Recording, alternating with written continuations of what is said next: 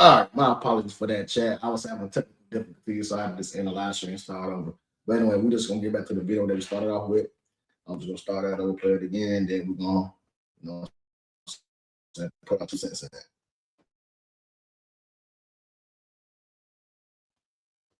Economic tailwinds.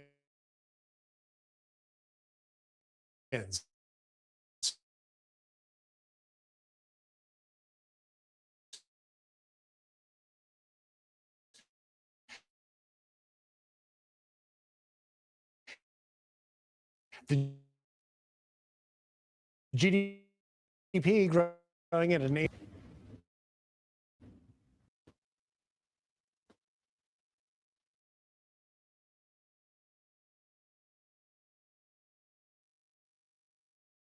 21. And this, as the Trump administration touts soon to be incoming tax refunds. Here with the Economic Outlook, economic advisor Steve Moore. Hey, Steve, Happy New Year, my friend. You have been saying for a long time that while these are impressive metrics right now, as we close out 2025, you say the best is yet to come. Yeah, you better believe see a big increase in their paychecks starting in almost 24 hours, because starting on January 1st, people are going to see less money withheld from paycheck. Grips more take home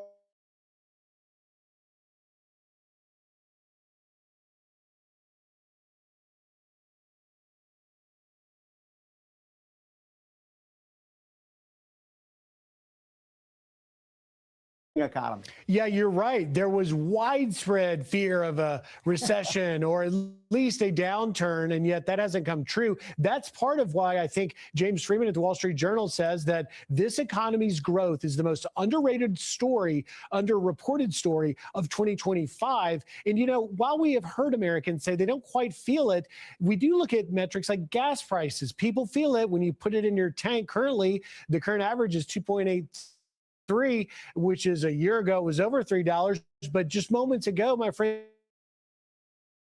Tim in Houston just texted me and said in Houston, he paid Americans will begin to feel this good economy more in 2026. Oh, there's no doubt about it. Look, you've got the NASDAQ, all the three stock market indices at all-time highs. We just did a report showing that the average 401k plan, there are 150 million people who have retirement plans in the market, was up $24,000 this year after inflation. These are good times, and people should appreciate that this is a president who puts America first, puts jobs first, and we're going to see a lot more of this good news in 2026. In the little time I have left, because I know you so well and love you, Steve, you are not been a traditional tariff guy. I have said that the Trump economy is built on a four-legged stool: tax cuts, deregulation, private industry investment, and tariffs. Will you agree that tariffs are starting to work? No, but I'll say this. I'm not a big fan of tariffs, and I know Donald Trump doesn't like it when I say that. But you know what I love? I love these trade deals. He's bringing billions and billions. He says trillions of dollars of money into the U.S. economy to finance jobs, new businesses. So that's I love that part of the picture. And we wouldn't have those trade deals without the tariffs. We'll see where it goes. You got to leave it there. Happy to click.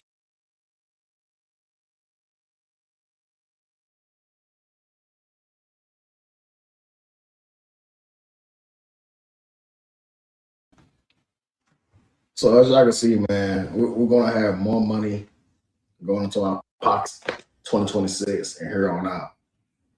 So that's why we need to start doing our own research. I'm not sure what's going on my camera right now, yo. It's just acting crazy right now. Let me see if I can get that work. But yeah, that's why we need to do our own research instead of just going off of he says see shade and want to be all bandwagon and stuff. But hey, I mean, it is what it is, man. We all wrong. We all can do our own research and get a better understanding of what's really going on in the world. That's why you just can't can't can't be out here just following everybody else, man. That ain't it. You definitely can't do that. I'm not sure what's going on with my camera, y'all. Move on to the next subject matter. See what's going on. See what else is.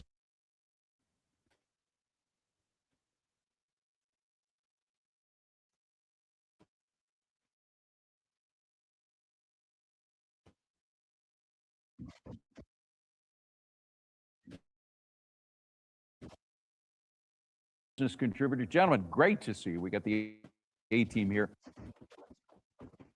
I'm kind of interested in starting with the biggest surprises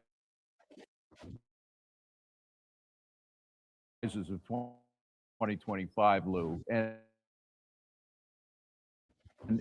for me, it was the lack of and inflation that we thought we were going to get over the tariffs, or that a lot of people did. Fed,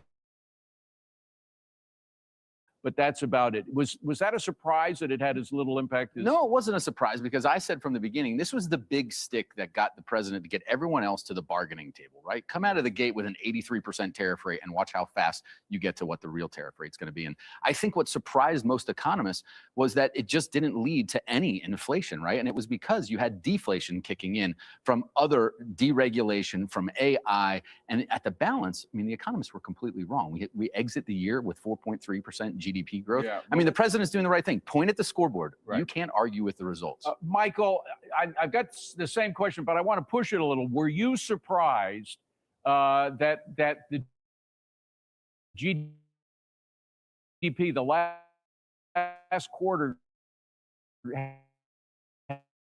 had grew 4.3%? What the Fed was predicting. The Fed projecting their September forward have 1.6% for the rest of the year. Actually, at second quarter, we had 3.8, and then the last one was 4.3. They were blown. Go back to the economic, the first low energy prices, deregulation, pro-growth tax reform, all are the foundation for generating a strong economy that does it. So once that was reintroduced,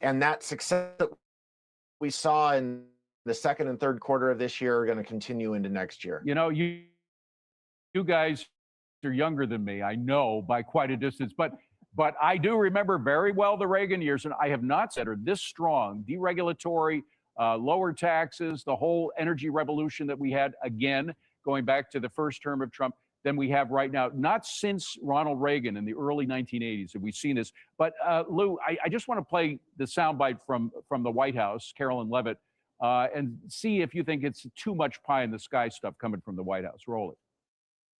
The largest tax cuts in American history for middle-class Americans that President Trump signed into law last year.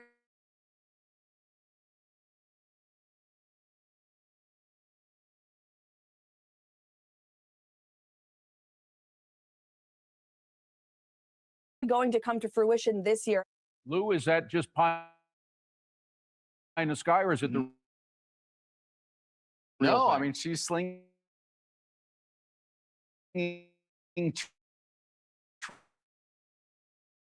truth.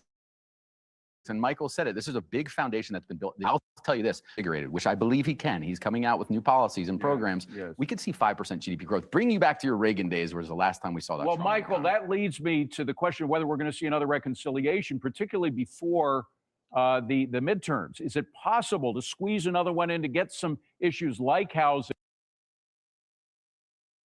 some issues that would increase housing sales, et cetera, in this country? It is absolutely possible, David. They're able in this 2-year period to do 3 reconciliation bills because of the non-overlap of the fiscal year with the calendar year. And so and they know how to do it, right?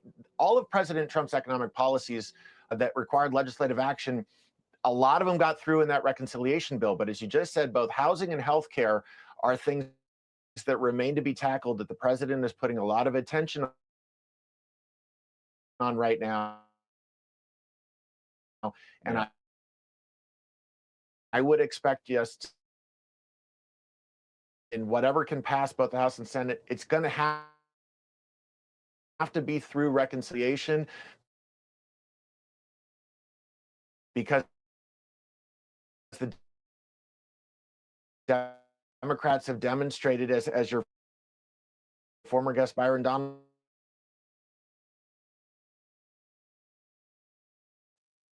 of course, and other pockets. We have the drag of Illinois and California. California's on the edge of fail everywhere, every time.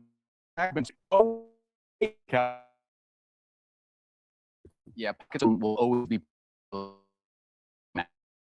this happen. If you pass a wealth tax in California, like the million, this is realized gains. So this is hugely onerous on pockets. Even if 1 or 2 of the 200 billionaires leave California, has a huge impact. Michael, you only got 15 seconds. Weigh in on this, these pockets of socialism in America. How big a drag will they be? I think we have already seen movement out of places like New York, California, and Illinois towards free states like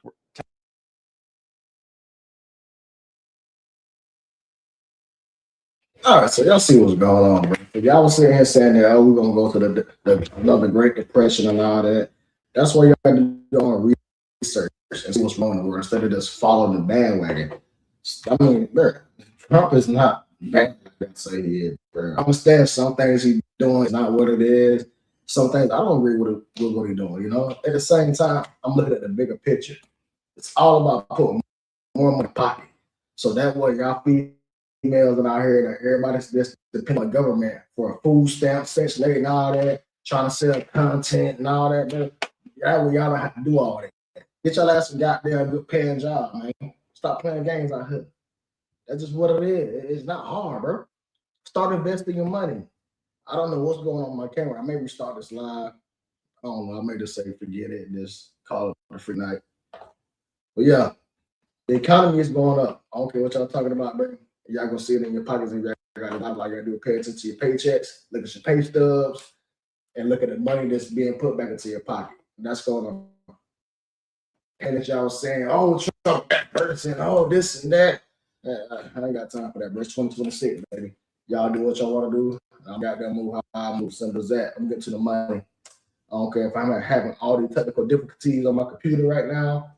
I believe it's not cheap internet I got, but it is what it is. I'll figure it out. I'm just gonna end it right here, man. Thank y'all for joining the live, everybody. The live stream. Thank y'all for joining. I'm out.